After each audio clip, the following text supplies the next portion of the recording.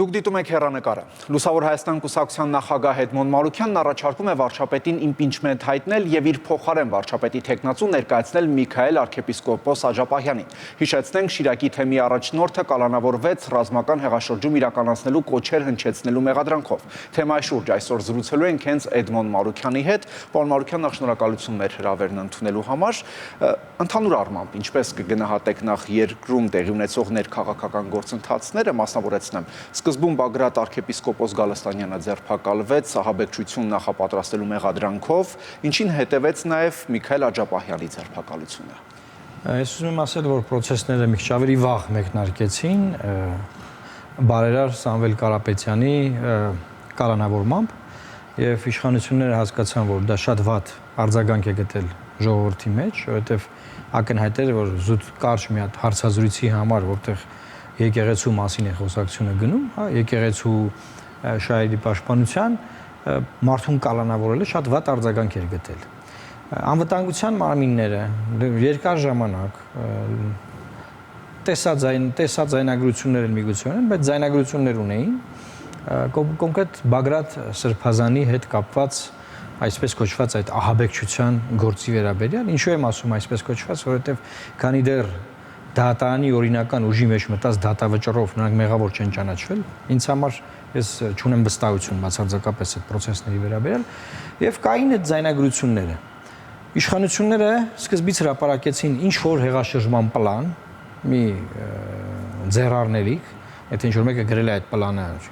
հայտարարություն է այդ պլանը, իր էությամբ, իր մանկամտությամբ, այսպես ասեմ, հա, իր տհասությամբ, այս պատկերացնենք կա նման պլան։ Այդ պլանը սկսեցին շահարկել մամուլում, որից հետո հաջորդ օրը սկսեցին ձերբակալությունները Բագրատ Սրբազանի եւ նրա ինչ որ թիմակիցների, համախոհների շրջանում։ Բայց այս ամեն ինչը արվեց, որ դաշտում մեդիա հոսքերը փոխեն եւ ցույց տան, որ երկրում պատրաստվում էր մի ահավոր բան։ Դրա հետ մեկտեղ նաև դեսպանատներն են դրսում գործանում, որ միջազգային գործընկերները Հայաստանի մտահոգություն հայտնեն եւ աջակցություն հայտնեն երկրի ղեկավարությանը, ինչպես տեսակ նախագահ Մակրոնի պարագայում, եւ մի ամբողջ մի փուչիկ է փչվում, որ իբր թե Հայաստանում մի մեծ process էր տեղի ունենալու, մի հեղաշրջման մեծ ծրագիր կար եւ այդ դրա շրջանակներում մենք անում ենք հետեւյալ քայլերը, դրա մեջ մտնում են մի շարք process-ներ, որոնք բոլորը քաղաքական հետապնդման բնույթ ունեն։ Բայց սրանցից ես պետք է առանձնացնեմ երկուսը։ Եթե Բագրատ Սրբազանի պարագայում նրանք պնդում են, որ իրենք ունեն ձայնագրություններ, ինչ որ չգիտեմ, զենքեր են գտնում, չգիտես դա զենքեր են, որսորդական զենքեր են, օրինական ձայնագրությունները հրապարակված են։ Հա, հրապարակված այդ բաները, բայց մենք չգիտենք փորձաքննությունով դա իր ձայնագրությունն է թե ոչ, ասում են ինքը ընդունել է։ Ես չեմ ուզում մտնել քրեական գործի այդ նյութերի մեջ, բացարձակապես կլինի դատավճիռ, քննարկենք դատավճիռը։ Բայց եթե այդ պարագայում այդ ամեն ինչը իրենք ցետալի որ ունեն, Սամվել Կարապետյանի պարագայում եւ Միքայել Սրբազանի պարագայում բացարձակապես ոչ մի բան չունեն։ Ունեն հարցազրույցներ, որոնք հրապարակային են, հրապարակային օրը ցերեկով տրված հարցազրույցներ են, 100,000-ավոր մարդիկ են դիտել եւ բացարձակապես քրեական օրենսգրքի որևէ հատկանիշի հետ կապ չունեցող հարցազրույցներ են, որոնք քրեական օրենսգրքի շրջանակներում փորձում են տեղավորել եւ քաղաքական հետապնդում իրականացնել։ Այսինքն դուք համաձայն չեք, որ Աջապահյանը ռազմական հեղաշրջում անելու կոչ է հնչեցրել։ Բացարձակ։ Եթե ես համաձայն լինեմ նման կոչին, դուրս կգա, որ 21 թվականին, եթե չեմ սխալվում, այդ հարցազրույցը եղել է։ Հետո ըստ մեղադրանքի հետո վերահաստատել է։ Ինչն ա, իրան հարցում են, ասում են դու 21 թվականին նման բան ես ասել, ասում հա։ Եթե 21 թվականին այդ բանն ասել է,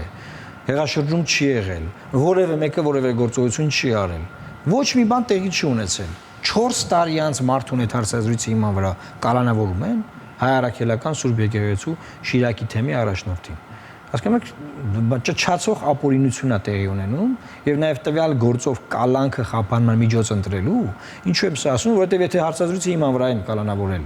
ինչպես իրենք են պնդում, Միքայել Սրբազանին, նույնն էլ Սամվել Կարապետյանին հարցազրույցի հիման վրա, այդ մարդիկ ազատության մեջ մնալով չեն կարող ճնշեն որևէ վկայի, որովհետեւ վկա չկա գործով։ Կա հարցազրույց, որը ձայնագրված է, մարդը ընդունում է, որ իր հարցազրույցն է։ Այսինքն նրանց կալանքները ապօրինի են տոտալ, ծայրից ծայր, ապօրինի են։ Բայց ընդհանուր առմամբ դուք դատապարտում եք, օրինակ ռազմական հեղաշրջման կոչեր հնչեցնելը, ահաբեկչությամբ երկրում իշխանափոխություն իրականացնելը։ Ես հատուկ ուղիղ եթերով հանդես եմ եկել այդ բոլոր դեպքերից հետո եւ ասել եմ, որ մենք սահմանադրական ճանապարհից դուրս որևէ ձևով Հայաստանում իշխանության ձևավորման process չենք պատկերացնում եւ դատապարտում ենք քաղաքականության մեջ բռնության ցանկացած դրսևորում։ Դա բոլորին է հայտնի իմ մոտեցումները։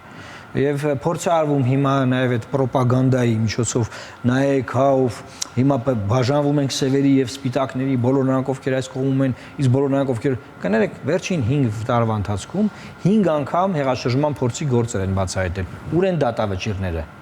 Իշխանությունն ասում է ձայնագրությունը կա, որտեղ հստակ ասվում է գյուլելու մասին է խոսվում։ Շատ լավ թող քննեն, տեսնենք։ Հիմա դա Բագրատ Սրբազանի գործի մասին է, չէ՞։ Ես Բագրատ Սրբազանի գործի մասին որևէ բան չեմ խոսում։ Ես խոսել եմ Սամվել Կարապետյանի գործի մասին, որ տոտալապօրինությունը քաղաքական հետապնդում է, եւ խոսում եմ Միքայել Սրբազանի գործի մասին։ Իրենք ինչ են ուզում անեն։ Ուզում են Բագրատ Սրբազանի ձայնագրությունները գցեն Միքայել Սրբազանի գրպանը։ Կամ կապեն այդ հեղափոխության այդ խայտարակ այդ իբր թե այսպես հեղաշրջման ինչ այդ պլանը կապեն ասենք բանը գործարար մարդկանց հետ Սամվել Կարապետյանի կամ մյուսների։ Իսկ ինչու որոշեցիք վարչապետի տեխնացու այսպես առաջարկով հանդես գալ ոչ թե օրինակ Բագրատ arczepiskopos Գալստանյանին, ով տևական ժամանակ առաջնորդում էր Սրբազան շարժումը Տավուշից Քայլերթով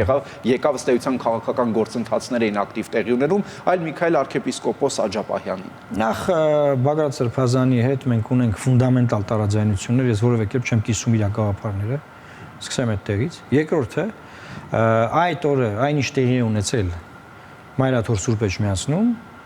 այդտեղ փողոցում եւ ժողովրդական աջակցությունը նաեւ սոցիալական ցանցերում ինձ բերել են համոզման որ Միքայել Սրբազանը կարող է լինել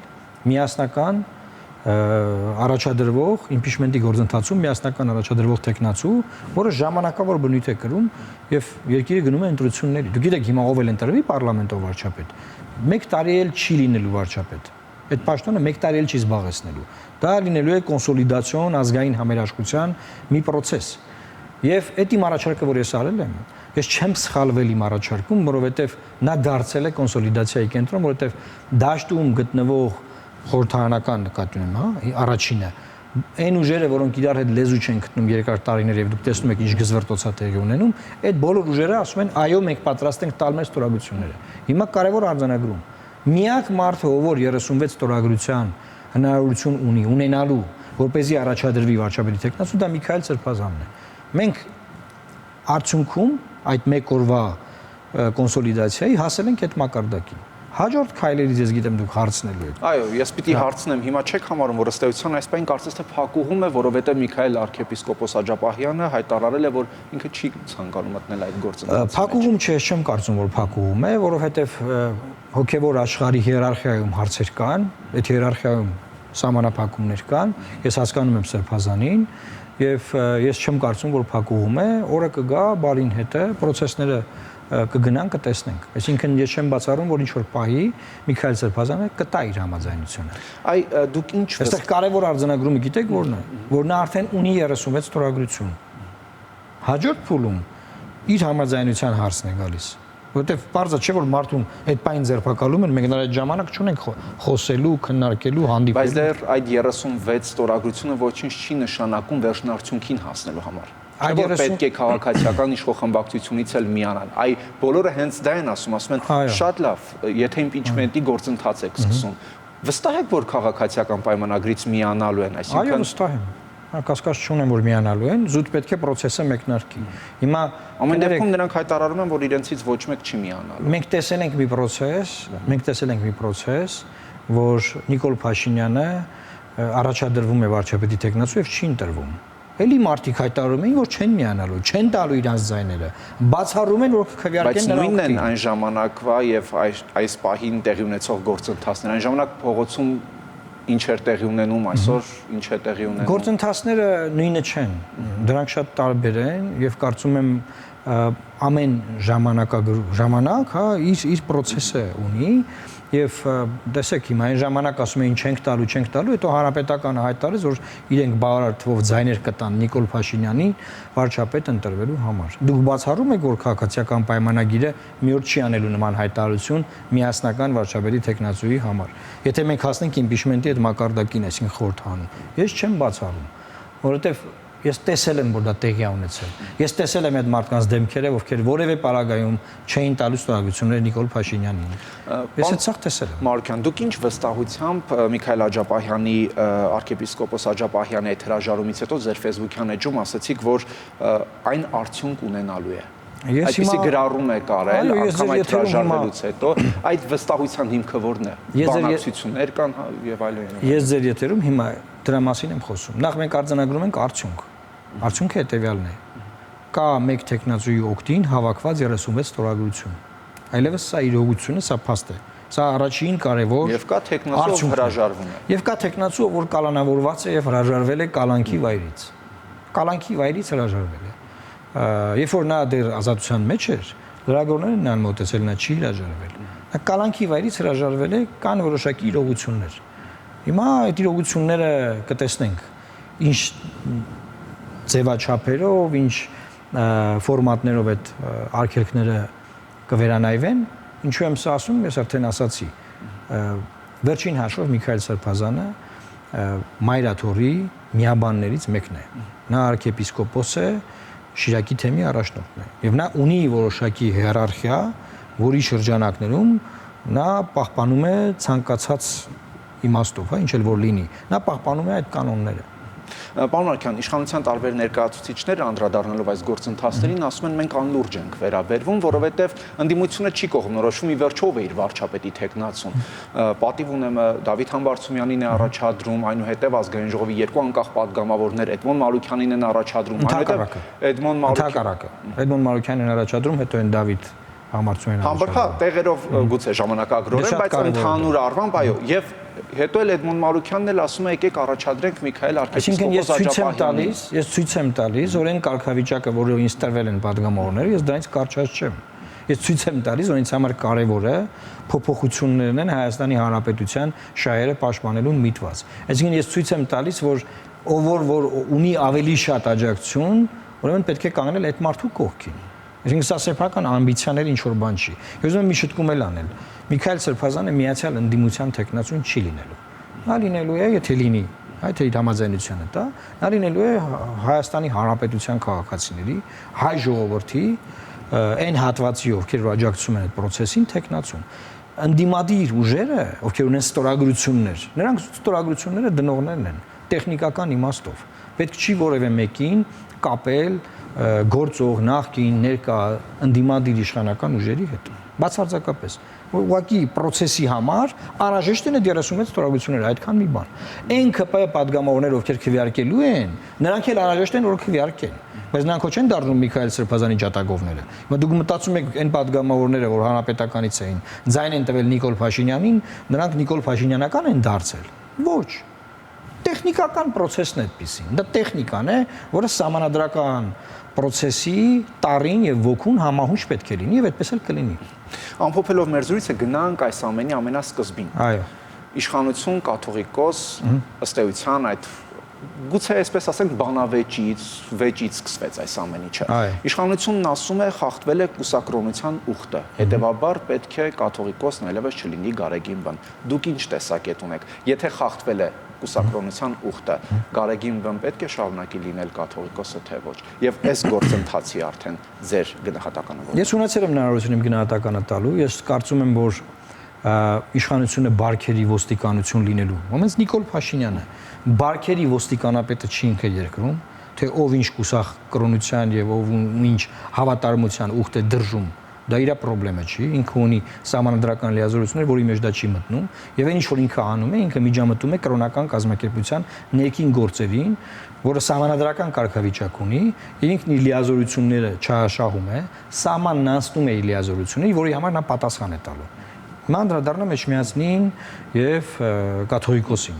ես չգիտեմ կաթողիկոսը ինչ նորմեր է խախտել անկեղծ եմ ձեզ ասում չգիտեմ եւ իմանալու հնարավորություն էլ չունեմ եւ երրորդը չեմ էլ փորձելու իմանամ որովհետեւ դա իմ աշխարհը չի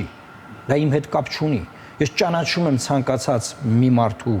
վեհապար հայրապետ կաթողիկոս, որպես առաքելական Սուրբ Եկեղեցու կնքված անդամ հետևորդ, ով որ համապատասխան ընտրական process-ով ընտրվել է կաթողիկոսի պաշտոնում եւ օծվել է որպես կաթողիկոս։ Սա է կանոնը։ Ընտրվել է, օծվել է։ Ես այդ մարդուն սիրում եմ, չեմ սիրում, հարգում եմ, չեմ հարգում, դա ֆիզիկական անձ չի, դա մարդ չի ուղղակի, որպես այդպեսին։ Իսկ առաջին հերթին մարդ է,